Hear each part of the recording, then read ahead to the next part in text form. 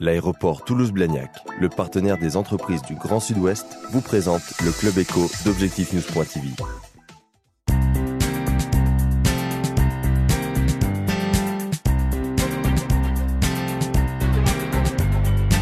Bienvenue dans le Club Éco d'Objectif-News.tv. Bonsoir à tous. Bonsoir à vous, Frédéric Pinson-Meillac, fondateur d'Art Toulouse. Oui. Nous vous avions reçu l'année dernière pour la première édition d'Art Toulouse et c'est une manifestation qui va se dérouler à nouveau cette année du 15 au 18 février. Art Toulouse, c'est à la fois un concours national et une exposition de peinture. Absolument. Et de sculpture. Expliquez-nous. Alors cette année, la grande différence, c'est qu'effectivement, nous l'avons ouvert à la sculpture après le gros succès de l'année dernière. Parce que l'année dernière, juste pour rappel, on a eu quand même 1500 personnes en 4 jours d'exposition. Une vente aux enchères extrêmement significative puisqu'on avait fait près de 40 000 € net marteau le dernier jour. Et cette année donc, on va déplacer d'ailleurs la vente le samedi pour que tout le monde puisse venir tranquillement visiter le matin et participer à la vente le samedi 19 février à 14h30. Alors qui sont les artistes que vous exposez ? Alors des artistes que l'on connaît ici localement et qui sont, j'allais dire, en même temps des locomotives, comme Annie Bécaud, comme Michel Gallo, comme Michel Giulioli, comme des gens comme...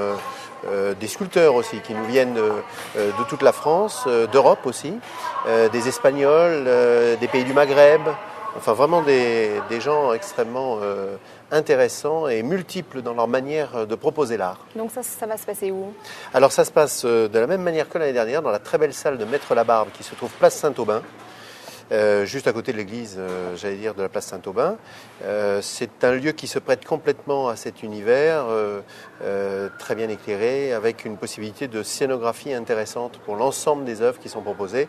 À titre indicatif, l'année dernière, le soir du vernissage, on s'est retrouvé quand même à 750 personnes dans ce lieu et pour qui connaît le lieu, c'est quand même une belle performance.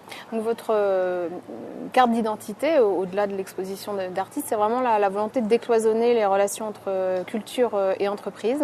Tout à fait. C'est une action de mécénat. Comment vous situez-vous par rapport à ça ? Il y a cette volonté, puisqu'ayant participé depuis plus de 5 ans, enfin au tout début de la commission économie culture qui était le mécénat culturel à la CCI, aux côtés de Dominique Faure, qui en était la présidente à l'époque, nous avons effectivement œuvré pour rapprocher les artistes, le monde de l'art, du monde économique.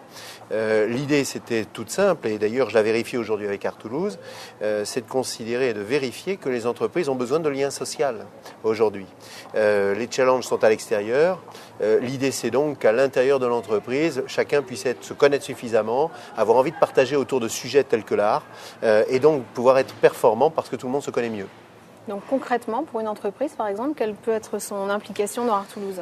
Alors c'est très simple, c'est pouvoir soit accueillir plutôt un artiste dans le cadre de l'entreprise ou participer au sein d'Art Toulouse en soutenant un artiste ou en soutenant un prix, ce qui est le cas pour 3 entreprises cette année. Nous avons notamment Tridem Pharma qui va parrainer un prix. Il va y avoir le groupe des bijouteries Le Donjon, plus de 58 magasins dans toute la France.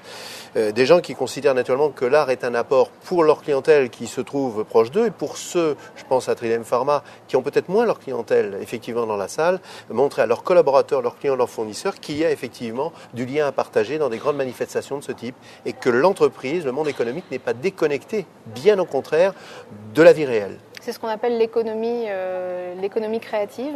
C'est important pour une ville ? Je ne sais pas si on appelle ça l'économie créative. Je suis assez ignorant par rapport à ça. Par contre, je sais que si la ville effectivement était capable d'entendre ce type de discours, je pense qu'à plusieurs, on serait extrêmement performant. Aujourd'hui, effectivement, les entreprises sont beaucoup plus réactives que nos institutions. Je le regrette, je le déplore, c'est comme ça. Nous avançons, nous sommes des entrepreneurs. Moi aussi, dans ma manière de mener Art Toulouse et d'avancer.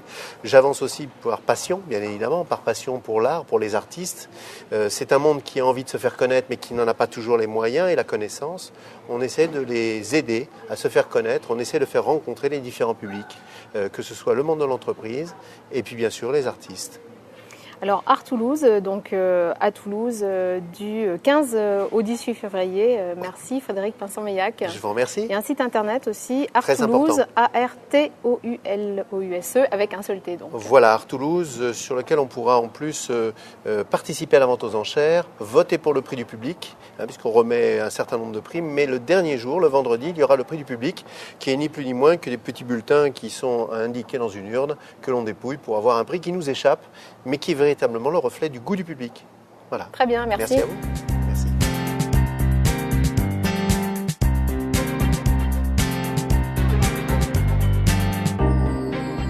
L'aéroport Toulouse-Blagnac, le partenaire des entreprises du Grand Sud-Ouest, vous présente le Club Éco d'Objectif News.tv.